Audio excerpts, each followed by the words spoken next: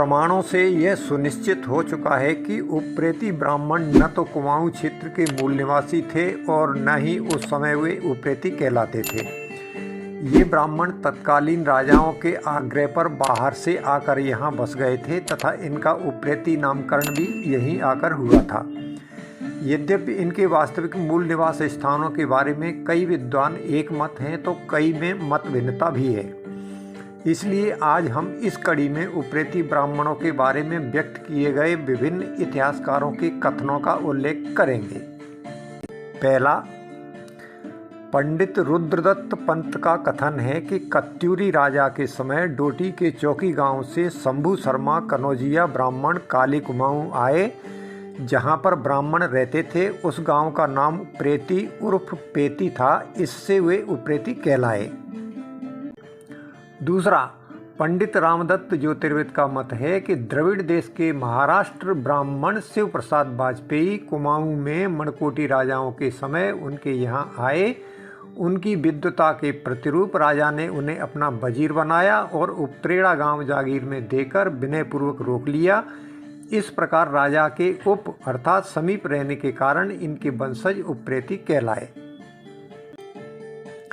तीसरा, विद्यावारिध पंडित श्री ज्वाला प्रसाद मिश्र अपनी पुस्तक जाति भास्कर में लिखते हैं कि दक्षिण द्रविड़ देश के महाराष्ट्र ब्राह्मण शिव प्रसाद मणकोटी राजा के समय यात्रार्थ आए। काली देवी के दर्शन को गंगोली गए। राजा ने उपरेड़ा गांव देकर विनयपूर्वक रोक लिया। राजा के मंत्री हुए। चंद और गोरखा राजाओं ने भी अनेक ग्राम दिए। खेती, सूपाकोट, बांक, बिंडा इत्यादि ग्रामों में रहते हैं। उप्रेती और उप्रेती कहे जाते हैं। चौथा, श्रोत्रिय पंडित छोटेलाल शर्मा गौड़ ने अपनी पुस्तक ब्राह्मण निर्णय में उप्रेती ब्राह्मणों के संबंध में केवल इतना लिखा है कि उप्रेती एक ब्राह्मण जाति है। ये कहाँ से आए और उप्रेती कैसे कहलाए, इस विषय में उन्होंने कुछ भी नहीं लिखा है।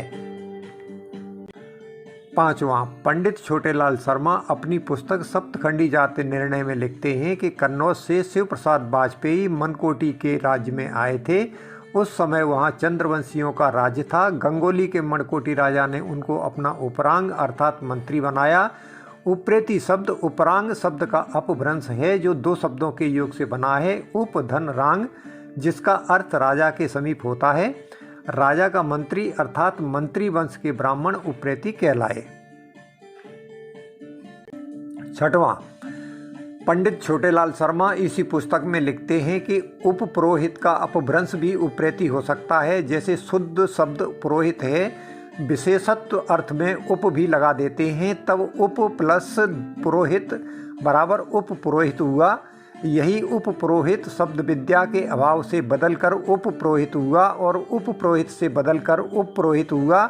उप पुरोहित से उपरोहिती हुआ और उपरोहिती से बदलकर आजकल का शब्द उप्रेती हो गया। अतएव उप पुरोहित शब्द का बिगड़ते बिगड़ते लघुत्तम रूप उप्रेती लोक में प्रसिद्ध हो गया। सातवां, पंडित छोटेलाल शर्मा इसी पुस्तक में किसी अन्य ग्रंथकार के संदर्भ से लिखते हैं कि महाराष्ट्र देश के ब्राह्मण शिव प्रसाद मणकोटी राजा के समय यात्रार्थ इस देश में आए थे।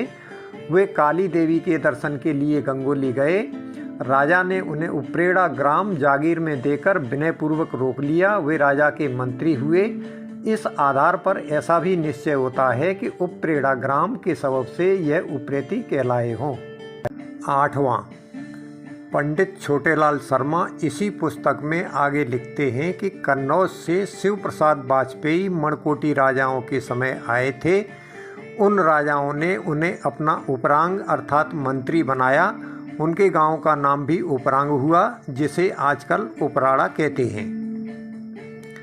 नौवां, पंडित गंगादत्त उप्रेती ने अपनी पुस्तक कुमाऊं की वैवाहिक जातियों की वर्णनात्मक सूची में उप्रेती ब्राह्मणों को महाराष्ट्र ब्राह्मण बताया है। 10वां, एक अन्य स्रोत के अनुसार लगभग सन 450 से 550 में पंडित लालचंद भट्ट नेपाल के अचम जिले के विद्यानगर से एक नए राजा की सेवा के लिए कुमाऊं आए। राजा द्वारा उन्हें राजपुरोहित की पदवी प्रदान की गई। इन ब्राह्मण ने राजा के आग्रह के बावजूद राजपुरोहित के रूप में अपने कार्यकाल के दौरान न तो कोई धन ही लिया और न ही उपहार। इस कारण राजा ने महान राजपुरोहित को उपरतीप उपाधि से सम्मानित किया, इसलिए ये ब्राह्मण उप्रेती कहलाए। 11वां, योगी नरहरि नाथ के अनुसार नेपाल के मोगला जिले के मुदगाला नामक एक ऋषि रहते थे। ऐसा कहा जाता है कि बलिराज के अश्वमेध यज्ञ के दौरान मुख्य पुजारी यानी पुरोहित वशिष्ठ थे, जबकि माध्यमिक पुजारी अर्थात उपपुरोहित मुदगाला के वंशज थे। इसलिए माना जाता है कि यही लोग कुमाऊं में आकर बस गए और उपपुरोहित शब्द के कारण उप्रेती कहलाने लगे। 12वां, ज्योतिषाचार्य पंडित बद्री विशाल जोशी के अनुसार कन्नौज से कुछ ब्राह्मणों की टोली उत्तराखंड तीर्थ यात्रा पर आई थी। इसी दरमियान वे देवी के दर्शन के लिए गंगोली भी गए। मणकोटी राजा ने इनके शास्त्रार्थ से प्रसन्न होकर वो यहीं रोक लिया और अपना दीवान नियुक्त कर उपराया गांव में बसा दिया, इसलिए ये ब्राह्मण उप्रेती कहलाने लगे। 13वां, पंडित जगन्नाथ उप्रेती के अनुसार पंडित शिव प्रसाद कनौजिया दर्शन के लिए गंगोली में आकर अपने दल के साथ कई दिनों तक रुके थे। रात्रि में रोजाना सत्संग होता था। इसमें राजा के जासूस भी सत्संग सुनने आते थे। इन्होंने राजा को खबर दी। राजा ने इन्हें दरबार में बुलाकर मंत्री बना दिया और पहाड़ के ऊपर बसे गांव में बसा दिया, जहां ब्राह्मण ही ब्राह्मण रहते थे। 14वां, पंडित धरणीधर पांडे के अनुसार उप्रेती ब्राह्मणों के पूर्वज पंडित शिव प्रसाद वाजपेयी कनौजिया ब्राह्मण थे, जो कुमाऊं में तीर्थ यात्रा के लिए अपने 6 साथियों सहित आए थे। इन्होंने अपनी योग्यता एवं कुशलता से यहाँ के धर्म प्रेमी एवं विद्वान राजा कर्मचंद्र मणकोटी का इतना दिल जीत लिया था कि राजा ने इन सभी ब्राह्मणों को मंत्री तथा राजपुरोहित वगैरह के पद पर रखते हुए रहने के लिए ब्राह्मणों का उपराया गांव जागीर में दे दिया। इसी गांव के नाम के कारण ये ब्राह्मण उप्रेती कहलाने लगे थे।